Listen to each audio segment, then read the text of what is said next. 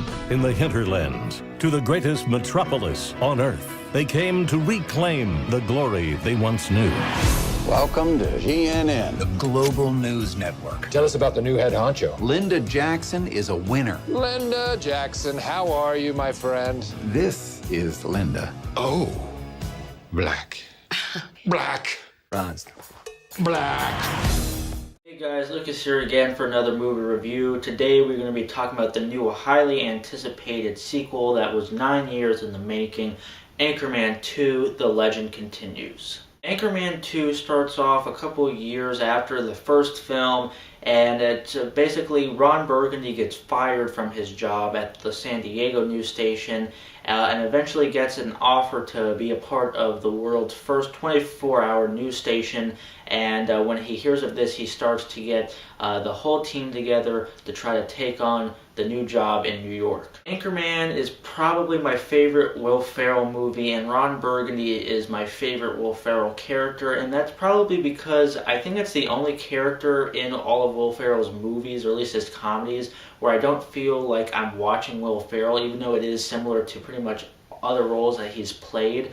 And even though he is a jerk, you do like him, unlike a lot of his other characters too. So that being said, I was thinking this sequel could either be extremely unnecessary or could really kind of bring back some of the magic that the first one had. In some ways, I am extremely happy with the sequel, and in some ways, I'm very disappointed with it. But on the overall whole, I think that a lot of fans of the first one will be really happy with Anchorman 2. Pretty much everyone, or almost everyone from the first film returns, even some people that you wouldn't expect, but the main characters are all back. Ron Burgundy, of course, you have Paul Rudd as Brian Fantana, Steve Carell as Brick Tamblyn, and David Koechner as Champ Kine, and the gang is all back together, and you could tell they're all having a blast working with each other again, and everyone, again, has great chemistry, and there's some new characters in here as James Marsden, who is a rival news anchor. You got Megan Good, who plays Ron Burgundy's boss. I wouldn't say the new additions to the cast are all that great, but it's really the people that are going to see this movie are coming to see the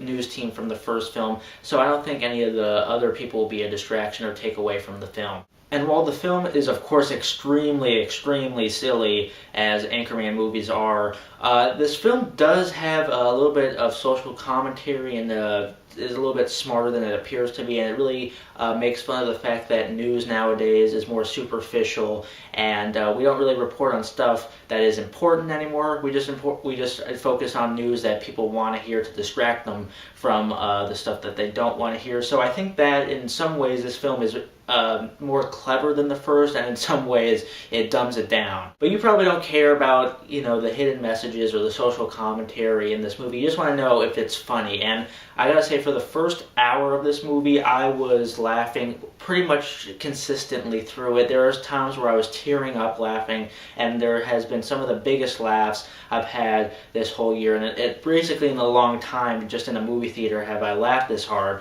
But it's problems with the second half that really bogs this movie down. The first half, to me, is a very strong, albeit really stupid, but still really damn funny comedy. But it's just the second half of this movie that really is kind of devoid of laughs for me. One of the problems is that the film is about 2 hours long, which is way too long for a comedy, especially an Anchorman movie.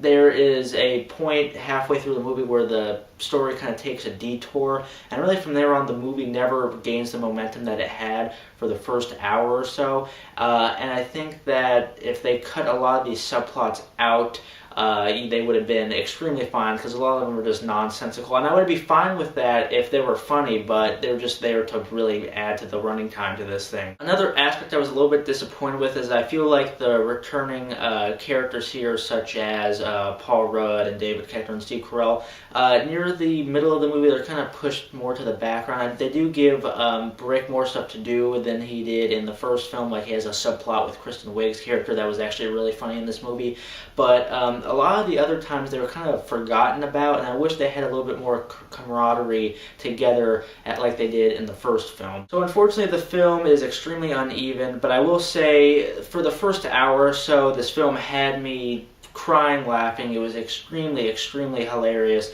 It's just really unfortunate that second half really was kind of disappointing. Even though the film does have kind of a fun climax, that would be like the most silly thing you'll see probably all year. So in some ways, the first half of this movie was exactly what I wanted. In some ways, I think a lot better than the first film. But the second part of this movie was the stuff that I feared this movie would be. But overall, I still had a good time with the movie. I think a lot of the fans of the first one will enjoy it because there is just some gut-bustingly funny stuff here, and it's nice to see these characters on screen. And if they cut down the length, I think I would be happy to see an Anchorman 3. Why not? So I enjoyed myself, and I would give Anchorman 2 3.5 stars out of 5. So that's my review of Anchorman 2. Let me know what you thought of the film. Did you like it? Were you disappointed with it? Were you a fan of the first one, or did you like this one better? Who is your favorite character? And of course, if you like this review, please comment, rate, and subscribe. And I'll see you guys later. Let's take a look at the big map. Where's the map? Look at the monitor. Yeah. Oh, God. Ron, where's my legs? I don't have any legs, Ron. Ah! In 93! No, Brick. 93!